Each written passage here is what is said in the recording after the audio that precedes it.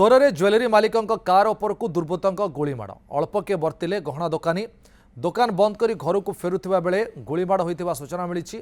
यापर स्थानीय लोके डकैत को धरने को उद्यम कर दुई राउंड फल्स फायरिंग होती। खबर पाई घटनास्थल में खैरा पुलिस तदंत करुच्ची। सूचना अनुसार बाइक रे आसिथिले 4 अधिक लुटेरा तेज गोटे बाइक छाड़ी से फेरार हो जाइछन्ति। कोपारी दोकान बंद कर ज्वेलरी मालिक हरेकृष्ण साहू घर को फेरुवा बेले उपरकू गुलीमाड़ होती। घटनास्थल दुर्बृत्त मैंने फेरार होता बेले पुलिस गुली और बाइक जबत कर तदंत करुच्ची। राजाराम दास आम सोर प्रतिनिधि आम सहित फोन जोड़ी सारे। राजाराम कौन अपडेट अच्छे बर्तमान?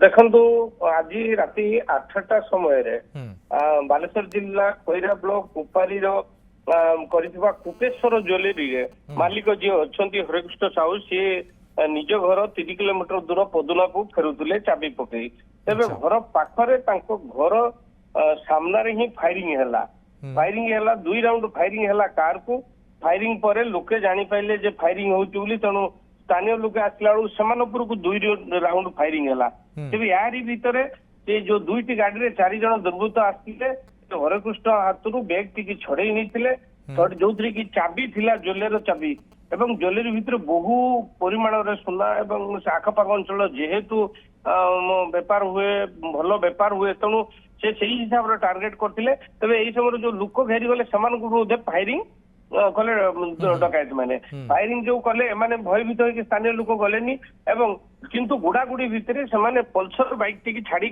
दुर्बृत्त मैंने फेरार होगले यूनिकॉर्न। तो प्रथम एटी प्रश्न उठुची जदि गोटे गाड़ी 4 जन जीवा केबे संभव नुहे तेणु निश्चित भाव डकायत मैंने बिलो बाड़ी आखपाख अंचल को चली जाती। पुलिस छानबीन करुच्ची अन्य पक्षे पुलिस ये घटनार तदंत कर बाइक निज कस्टडी की नहीं।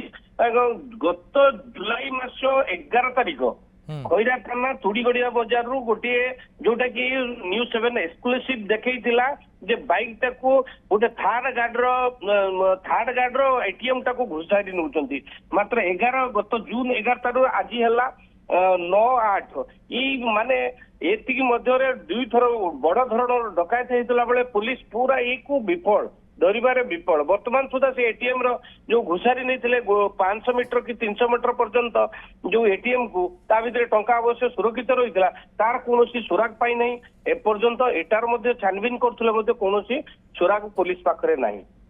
निश्चित तेरे जो गहना बैग कथा कहते से गहना बैग नहीं कि फेरार होती ना गहना बैग छाड़ी ना गहना बैग रे ता भीतर केवल दुकान चाबी थिला कौन सेमती बड़ धनर सुना गणा जाई नहीं केवल चाबी काठी रही भितर लकर रही जेहेतु आखपाख अंचल कुपेश्वर ज्वेलरी फेमस अच्छी प्रसिद्ध अच्छी बिजनेस भल हुए तो मैंने से चाबी की हुए तो टार्गेट करते सेठू चाबी देकी खोलिकी निश्चित भाव से बड़ धरण डकायती लुटपाट कर योजना करते किंतु जहाँ पड़े स्थानीय लोक चली आस गोटे बड़ धरण डकायती विफल होती किंतु अल्पके बर्ती जाइए ज्वेलरी मालिक और जो फांका फायरिंग 2टी कले गाँ लोक बर्ती जाइए।